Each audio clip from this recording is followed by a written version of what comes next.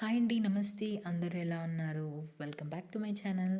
ఈరోజు వీడియో వచ్చేసి రాగులతో లడ్డు ఎలా తయారు చేసుకోవాలో చూపిస్తున్నాను. 150 గ్రామ్స్ ఆఫ్ రాగులు డైరెక్ట్ వేసేసుకున్నాను. అందులో 4 ఇలాచీ వేసి మెత్తగా మిక్సీ చేసుకున్నాను.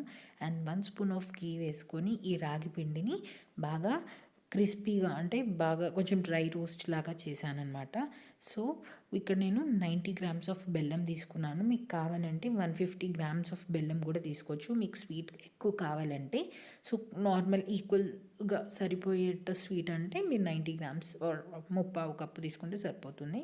సో బెల్లం కరుగుతున్నప్పుడు ఒక 2 to 3 స్పూన్స్ ఆఫ్ వాటర్ వేసుకోండి. టీ స్పూన్స్ వేసుకోండి. టేబుల్ స్పూన్ అనలేదు, నేను చూపించాను కదా, అంతే క్వాంటిటీ వేసుకోండి. బాగా మిక్స్ చేస్తూ ఉండండి. ఇన్ కేస్ మీకు వాటర్ తక్కువగా అనిపిస్తే, అంటే ఇంకా బెల్లం కరగట్లేదంటే ఇంకొంచెం వాటర్ యాడ్ చేసుకుంటూ మీరు బాగా బెల్లం కరిగేంత వరకు కలుపుతూ ఉండండి. సిమ్లో పెట్టి మాత్రమే చేసుకోవాలి. అండ్ కొంచెం గీ వేస్తున్నాను. ఫస్ట్ 1 స్పూన్ వేసాను, ఇక్కడ 1/2 స్పూన్ వేసాను. గీ ఎక్కువ వేసుకోకూడదు.